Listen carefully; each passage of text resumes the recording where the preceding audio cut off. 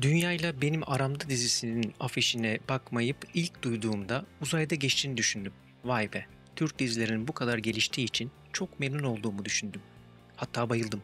Hatta hayalimde bir astronotun uzay üstünden ayrılmak zorunda kalırken dünya ile arasına güzel bir kadın astronotun girdiğini düşündüm. Ve sonra beraber dünyaya inerler falan. Dur dedim, bir afişine de bakayım. Bakmaz olaydım. Benim fikrim daha güzelmiş. Afişte iki kadın, arasında bir adam. Anladım ki bu iki kadın dünya, ortasındaki talihsiz kişi de orada kalan adam.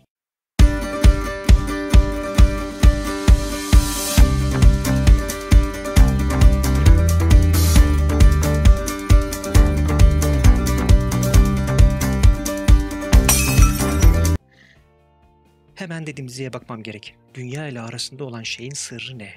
Dizi bir ödül töreninde başlar.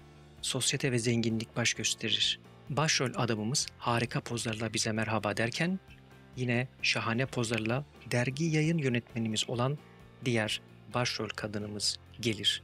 Ve sonra tüm dizilerde olan ve ömrü hayatımızı yiyen bakışmalar başlar.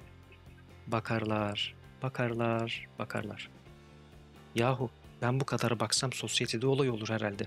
Ama bunlar bakışmaya devam ederler. Dünyada olan gazeteciler hal ve tavırlarıyla uzayda olduğunu hissettiren abiye soruyor. Soru aynen şöyle diye sorunca kim olduğunu size göstereceğim adeta deyip sen git otel odasına, perdeleri aç ve kim olduğunu teşhir et.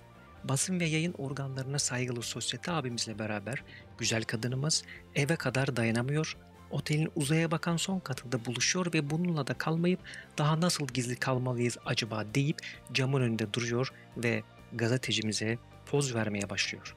Tabi ekmek parası peşinde olan asi ve özgür habercimiz de basıyor deklanşöre.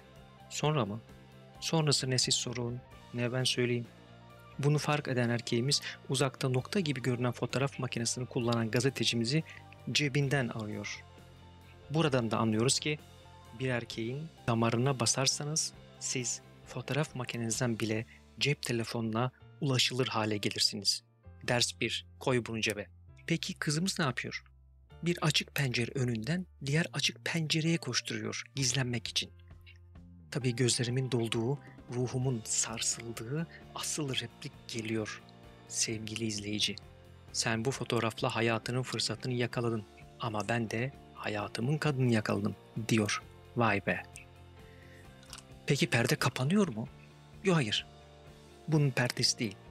Otelin perdesi. Az önce utandıkları ve gazeteciye kızdıkları şey için perdeyi kapattılar mı diye düşünürken teşhirciliğin kralı geliyor.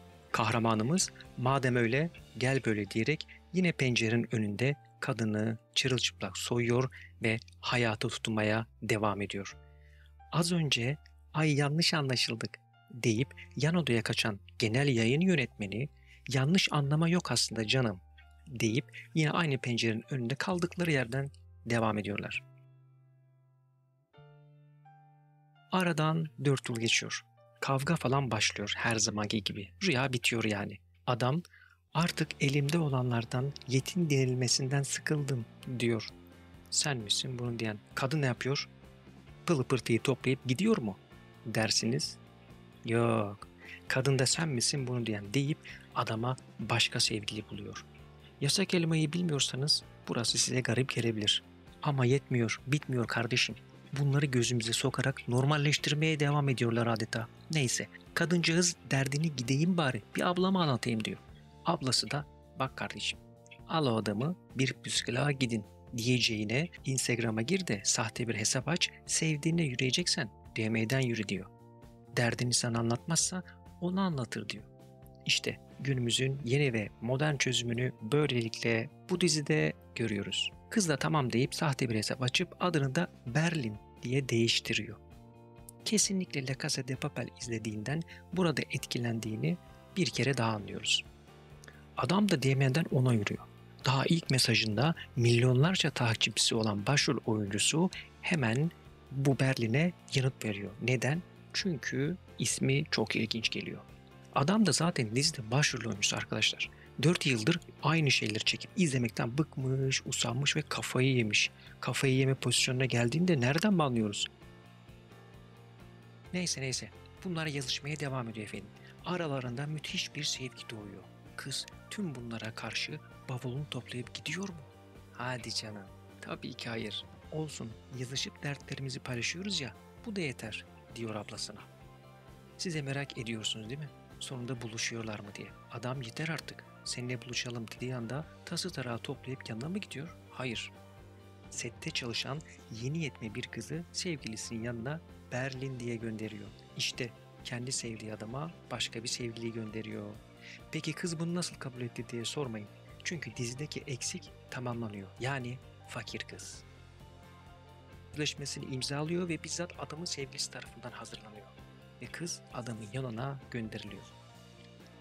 Ve hayat devam ediyor arkadaşlar. Bu reyting düzeni ve her tarafından teşhircilik akan bu dizilere sesimizi çıkaran Murat Soner içime bir damla su serpti. Tabii ki bu tepkinin de sanki dizi filmlerinde kullanılan bir eşya gibi gösterilmeye çalışan kadınlardan da gelmeli.